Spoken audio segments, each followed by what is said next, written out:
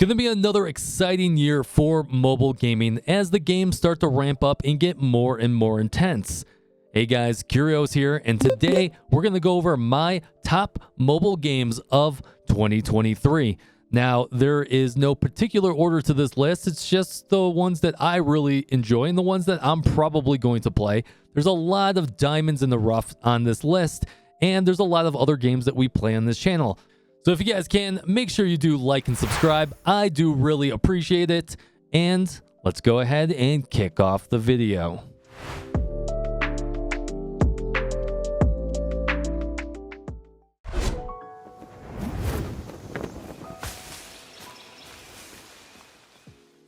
Seven Deadly Sins Origin, a game that I'm still very excited about. Now, we were able to get a second look at this game where we were able to see walking around the town, fighting that you're able to do, and new activities from fishing and to exploration. Now, sadly, we did not get any raw gameplay, so it's hard to say what the UI looks like, but the visuals look absolutely amazing, and it seems to be very story-driven as it is based off an anime. Now, we still don't have a release date for the game, which is sad, but should be coming out sometime in 2023.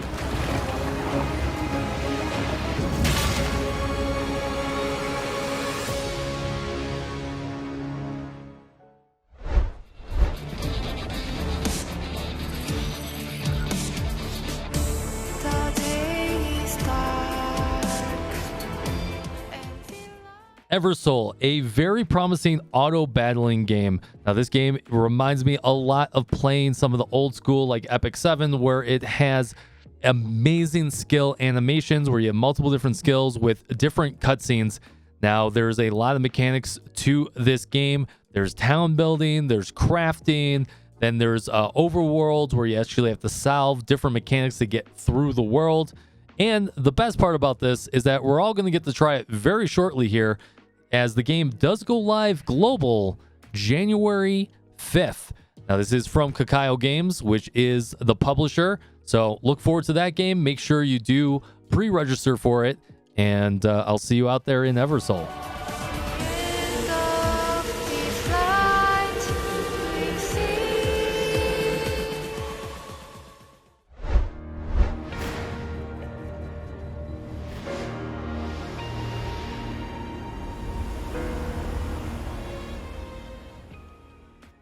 Wuthering Waves, a game that I think everyone is super excited to play. Now, this game has a very expansive open world. It's got dungeons, it's got monsters, it's got high-octane combat, just like you would expect out of Punishing Gray Raven. Now, unfortunately, the bad news here is that it looks like development has stuttered just slightly, or at least public development, to the point that it looks like the game will not come out till the end of 2023, if not early 2024. But we have no guarantees on that, and maybe we'll get a nice surprise in 2023. I'm super excited about it, and I just want to get my hands on it and play it.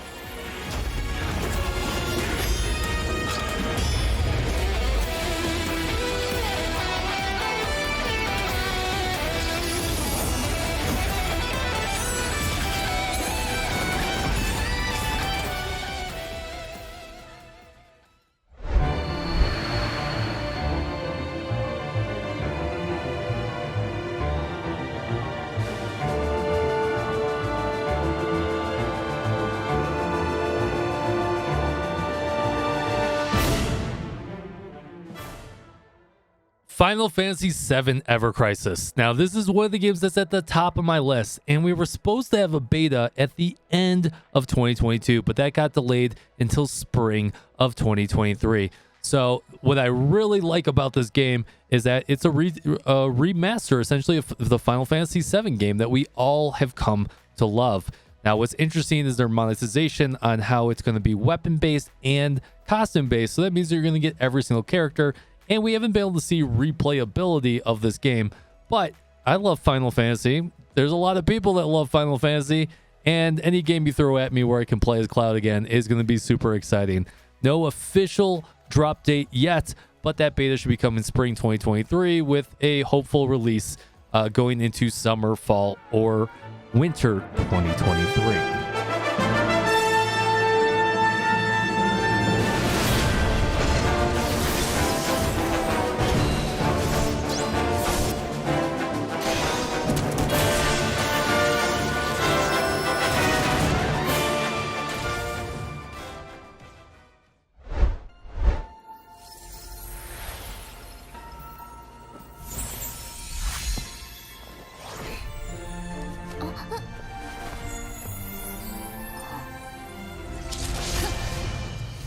Next up on the list, we do have Higan, which is a fantastic game. We've recently just been able to play the closed beta, and I had a ton of fun. This is a anime-inspired game with amazing anime voice actresses and actors, and it's a auto-battler team comp card game where the cards are your abilities, and you have different ultimate abilities, and it just has such a great story. I had a ton of fun playing it, and we have a complete first impressions on this channel, so go check that out if you're interested in this game. We've already reviewed it, and this game should be coming out early 2023. I'm super excited, and I think everyone should be super excited about this game.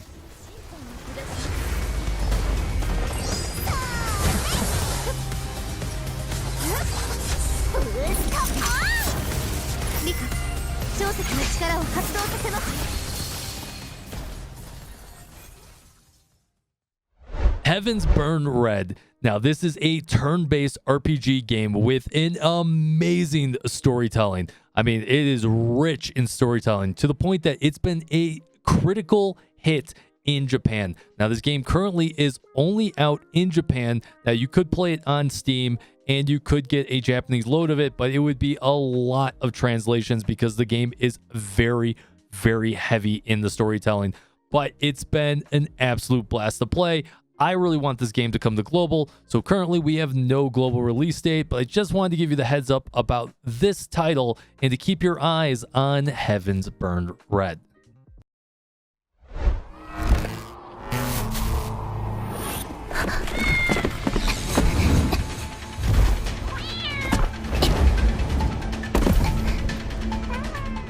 Aether Gazer, a high-octane combat RPG. Now, this game reminds me a lot of Punishing Gray Raven for all of you that have played it, and this game has some really interesting characters. Now, my concern with this game is that we have played it in the CN, and its monetization is not the greatest on the daily grind, but the game has been improving over time, so we'll have to see what improvements actually hit the global market and if we get all those up front with all the different things you can do. It's got some roguelike elements, it's got a great story progression, but the monetization is something that could leave me wanting more. Still a game I'm very excited about and should be coming out early 2023.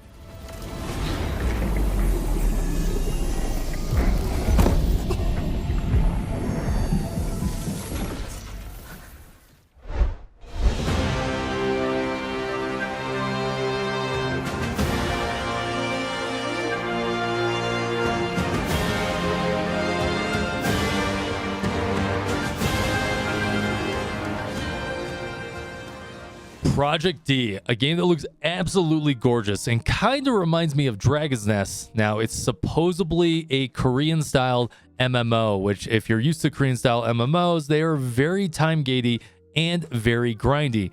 Now, we don't know if there's any gacha monetization in this or if it's just a typical mobile MMO that's also on PC. But what I do like the designs, I do like the aerial juggles, I do like the fighting, and the world looks absolutely amazing. We don't know if it's multiplayer, which I think it is because they label it as an MMO, but you never know. Sometimes it's a single player MMO. Now, this game probably won't launch till 2024, but you never know. It might come out in 2023. At least we might see a beta.